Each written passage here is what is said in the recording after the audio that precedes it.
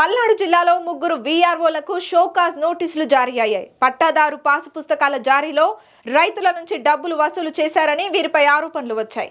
Gurazala RDO Muralikrishna, Mallavolu, Pillutla, Turakapalem గ్రామాల వీఆర్ఓలకు show cause నోటీసులు జారీ చేశారు. ఇలా షోకాజ్ నోటీసులు అందుకున్న వీఆర్ఓల్లో యేసుధానం, లోకేష్, జానీ బాషా ఉన్నారు. వీరి వివరణ తర్వాత అధికారులు తదుపరి చర్యలు తీసుకుంటారు.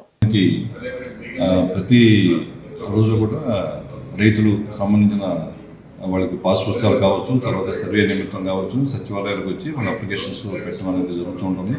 దాంట్లో ఆ సచివాలయంలో పెట్టిన తర్వాత అది రెవెన్యూ సంబంధించిన అయితే వీఆర్ఓ తీసుకుంటారు. వీఆర్ఓ తీసుకుని దానికి ప్రాసెస్ చేస్తారు.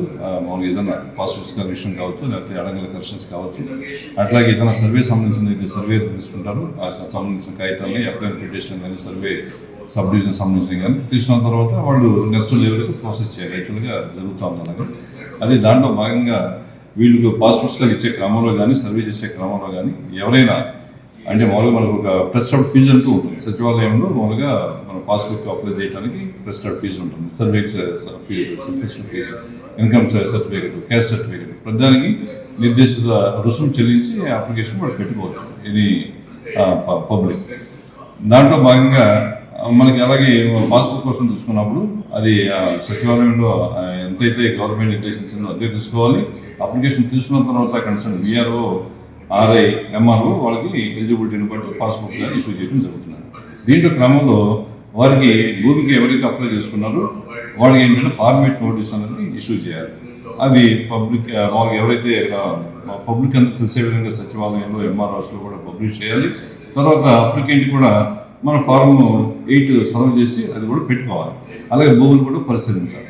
ఈ విషయాల మీద మన ఆంధ్రప్రదేశ్ ప్రభుత్వం ఈ పబ్లిక్ని ఎవరైతే అప్లై చేసుకున్నారో సచివాలయంలో వారికి ఫోన్ కాల్స్ పెడుతున్నాయి. మీరు ఈ విధంగా పాస్బుక్ కోసం అప్లై చేశారు, లేదా కరెక్షన్ కోసం అప్లై చేశారు, సర్వే కోసం అప్లై చేశారు, మీకు సేవలు ఎలా ఉన్నాయనేది ఆ ప్రభుత్వం ఐవీఆర్ఎస్ కింద వాళ్ళు నడటం జరుగుతుంది. దాంట్లో భాగంగా కొంతమంది వాళ్ళు మీకు సంతృప్తిగా ఉన్నారంటే నొక్కండి, లేకపోతే అసంతృప్తిగా ఉన్నారు, లేకపోతే మీకు ఏదైనా డబ్బులు అంటే నిర్దేశిత రుసుము కాకుండా ఎక్కువగా తీసుకున్నారా, లేకపోతే మీకు ఏదైనా ఫార్మేట్ నోటీస్ లాంటి ఇష్యూ చేశారా, అసలు మీ భూమి ఏదైనా సర్వే చేయడానికి భూమి మీదకి వచ్చారా అనే విషయాలు కూడా వాళ్ళు అడగడంతో వారు కొంతమంది వచ్చారండి. కొంతమంది మేము ఏదైతే గవర్నమెంట్ నిర్దేశించిందో ఆ రుసుము కట్టాం, దానికన్నా ఎక్కువ తీసుకోవాలని కొంతమంది చెప్పారు. కొంతమంది అయితే మామూలుగా భూమికి పిలవటానికి రాలేదను, లేకపోతేనేమో ఆ నోటీస్ మాకు సర్వ్ చేయలేదను, లేకపోతే ఆ నిర్దేశిత రుసుము కాకుండా ఎక్కువ వసూలు చేశారను, ఆ విధంగా వాళ్ళకి ఫీడ్బ్యాక్ ఫోన్ కాల్ ద్వారా వెళ్ళటం జరిగిన దాని మీద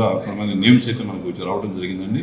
అది కలెక్టర్ గారి దగ్గరికి వచ్చిన తర్వాత వాళ్ళకి నోటీస్ కూడా మనం ఇచ్చాము. ఏంటి దీని మీద సబ్జెక్షన్ అడగడం కూడా మనం దానికి నిమిత్తం అడిగాము. అయితే ఏంటంటే వారు చెప్పిన సమాధానం కొంతమంది మనకి వస్తున్నాయి అనుభవం లేదండి, మేము ఇక్కడ తీసుకోవద్దని. అయితే అది ఎంతవరకు కరెక్ట్ అని చెప్పని గతంలో ఉన్న గత 5 నెలలు వాళ్ళు ఏవైతే ట్రాన్సాక్షన్ చేస్తున్నారో ఆ రికార్డు వెరిఫై చేయడం కానీ, తర్వాత ఇంకేదైనా సర్వే సంబంధించిన వెరిఫై చేసి దాన్ని ఉన్నతాధికారులకు పంపించి అది ఎంతవరకు దాంట్లో జెన్యూనిటీ ఉంది, ఎంతవరకు కరెక్ట్ అని చెప్పి అది పై అధికారులు కూడా పంపడం జరుగుతుంది.